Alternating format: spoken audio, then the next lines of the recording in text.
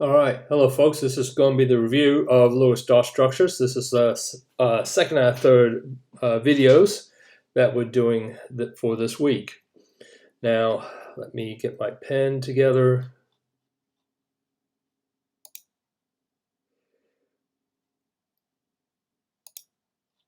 All right, so let's look at some vocabulary as a review. The valence electrons that we're working with are those electrons in the highest SNP orbitals. For example, the 6 electrons in the third energy level for sulfur. You got 1s2, 2s2, 2p6, 3s2, 3p4. These are our valent electron configuration, and the guys in red, as I circle, these are the valence electrons. So these valence electrons are the ones involved in bonding. We talked about this last year, or when you took regular chemistry, and this is just a review. These are involved in the reactions, and we're going to be focusing on these this year.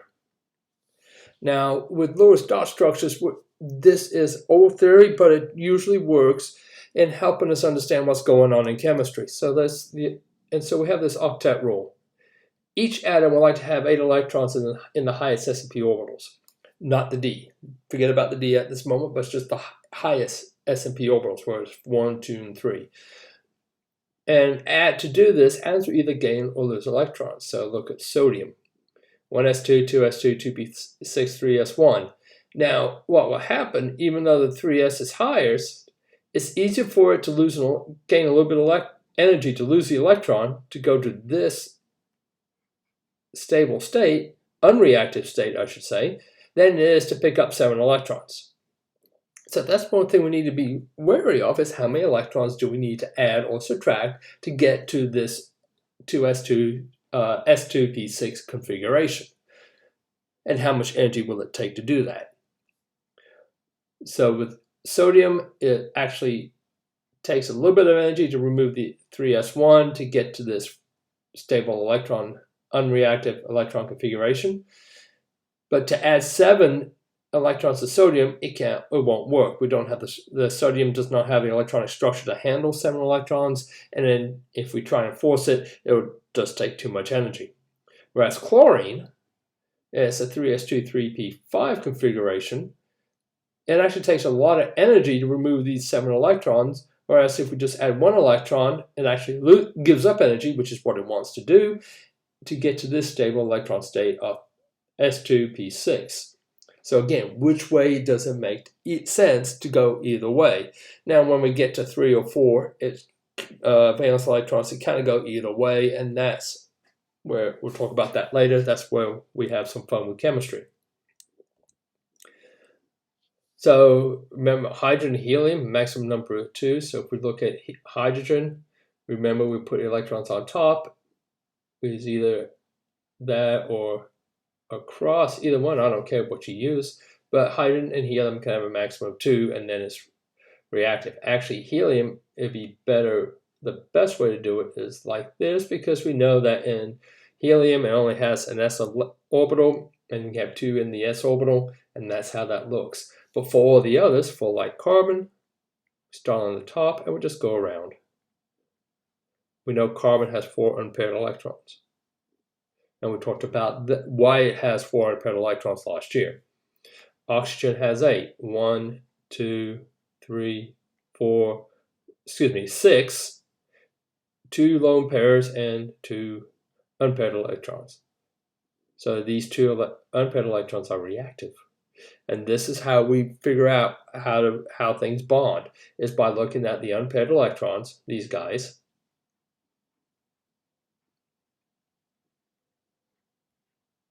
in the valence shell, and that would tell us how many bonds we're going to make, the maximum number of bonds we can have, and that they can get, and how many can absorb or we can share. And this is just general rules. So if we're doing a Lewis dot structure, use the chemical symbol for the element, assume the symbol's in the middle of a square, and each sign contains 2 electrons. And we usually start at the top and add 1 to each side, and then we start pairing when you have more than 4. Now, we make sure we need to do this. So I got an example here. I'm giving you some more examples, and let's look at phosphorus. 1s2, 2s2, 2p6, 3s2, 3p3. So we have 5 electrons. Start up here. 1, 2, 3, 4, 5. We have 3 unpaired. So phosphorus can have three bonds. Or it can have 1 double and two singles. Or have 1 triple. So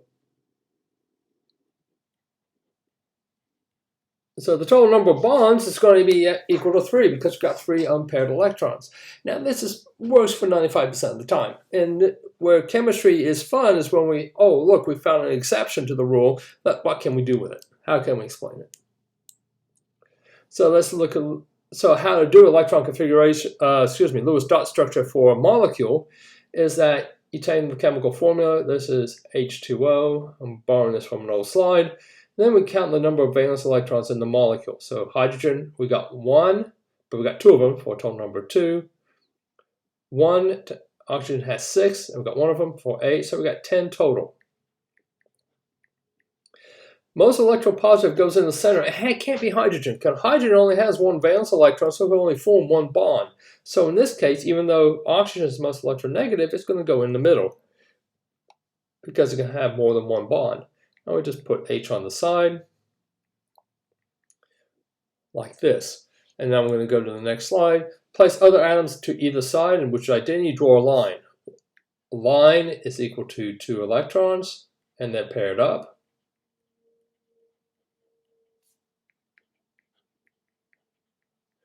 And then we have 2 lines, that's equal to 4 electrons,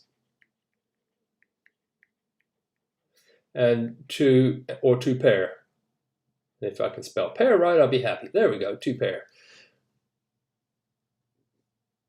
And then we place the elements around. And so we had 10 electrons. We used 4 up.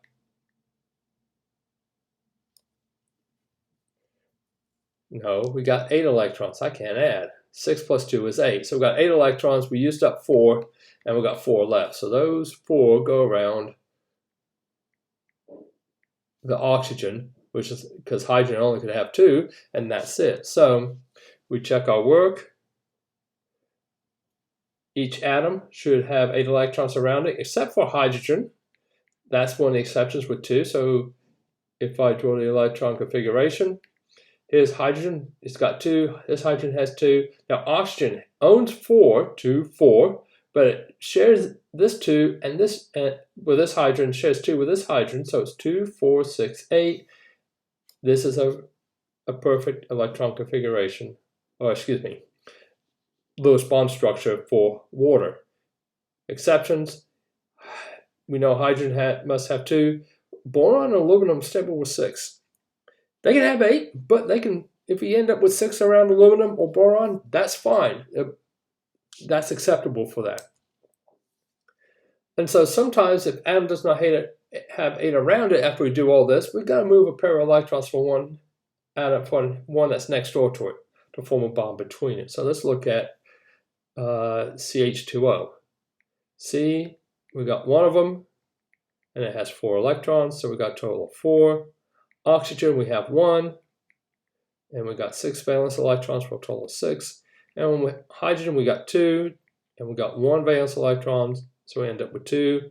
Add them together, 6 plus 4 is 10, and we got plus 2 is 12. So we've got 12 valence electrons to put in.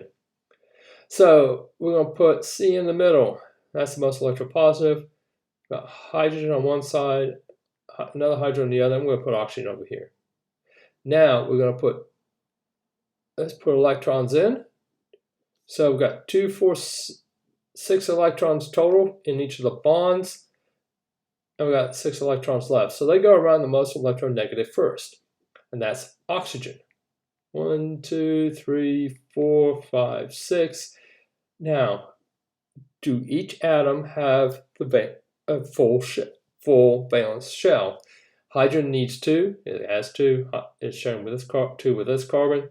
This hydrogen is sharing 2 with the carbon, so it's okay.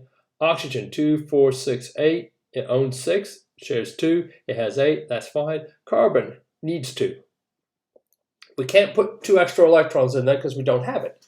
So what we're going to do is take these 2 electrons and move it in between carbon and oxygen, basically forming 2, so they have 2 pairs between them, basically a double bond. So when we move that, oxygen has a double bond. Now carbon is sharing 8, 2 with this hydrogen, 2 with this hydrogen, 4 with the oxygen, and now it's stable. And that's what we mean by moving electrons around to form multiple bonds.